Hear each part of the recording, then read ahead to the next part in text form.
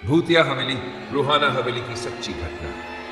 यह कहानी उत्तर प्रदेश के एक छोटे से कस्बे में स्थित रूहाना हवेली की है, जिसे लोग आज भी एक श्रापित और भूतिया जगह मानते हैं। यह हवेली एक जमींदार ठाकुर वीरेंद्र सिंह ने 19वीं सदी में बनवाई।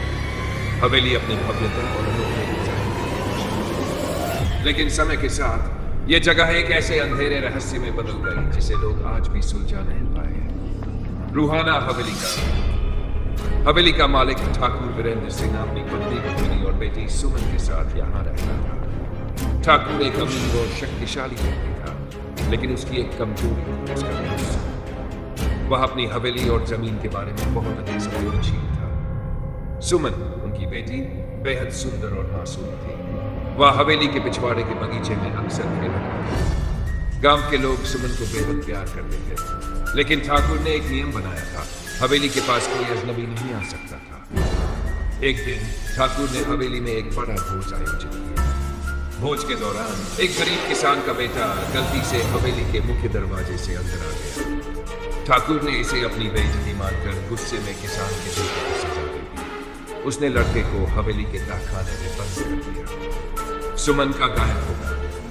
इस घटना के कुछ दिन बाद एक और भयानक घटना। सुमन, जो रोज हवेली के बगीचे में खेला करती थी, अचानक गायब हो गई। ठाकुर और रुक्मिणी ने पूरे गांव में सुमन को ढूंढा, लेकिन वह कहीं नहीं मिली। कुछ लोगों का कहना था कि उन्होंने सुमन को हवेली के अंदर रोते हुए सुना, लेकिन जब वहां देखा गया कुछ नहीं मिला। कई दिन बाद हवेली के एक पुराने कुएं से सुमन की चूड़ियां निकाल मिला। ये देखकर गांव में अफवाह फैल गई कि सुमन की मां हवेली में बंद है।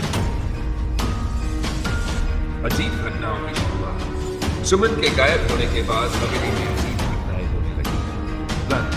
रात के समय हवेली में किसी के रोने और चिल्लाने की आवाजें सुनाई देने लगी।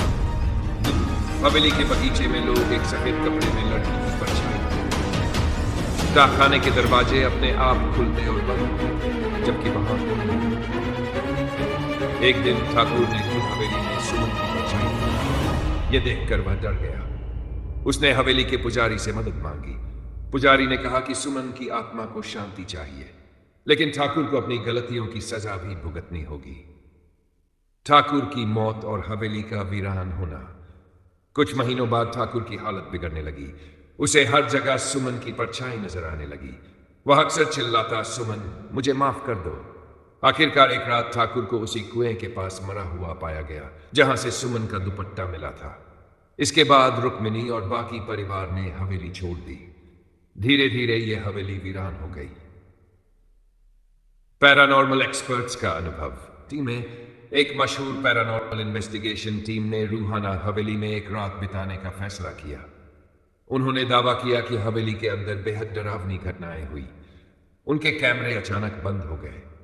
एक टीम मेंबर को ऐसा लगा जैसे किसी ने उसके हाथ को पकड़ लिया हो। तहखाने से किसी लड़की के गाने की आवाज आई, जबकि वहां कोई नहीं था। एक महिला की परछाई बार बार दिखाई दी, जो अचानक गायब हो जाती थी। टीम ने यह स्वीकार किया कि रूहाना हवेली में एक अजीब ऊर्जा है, जिसे समझ पाना बेहद मुश्किल है। गांव वालों की मान्यता। आज भी रूहाना हवेली में कोई जाने की हिम्मत नहीं करता। गांव वाले मानते हैं कि सुमन की आत्मा आज भी वहां भटक रही है। कई बार रात के समय हवेली के आसपास से गुजरने वाले लोग हवेली से रोने और चिल्लाने की आवाजें सुनते हैं। निष्कर्ष, रूहाना हवेली का रहस्य आज भी अनसुलझा है। यह जगह डर और रहस्य का केंद्र बनी हुई है। लोग इसे सुमन की हवेली भी कहते हैं कि इस हवेली में जो भी रात गुजारता है, वह या तो पागल हो जाता है या फिर कभी लौटकर नहीं आता। यह कहानी साबित करती है कि इंसानी गलतियों का असर सिर्फ वर्तमान पर नहीं, बल्कि भविष्य पर भी पड़ता है। शायद रूहाना हवेली का सच कभी सामने ना आए,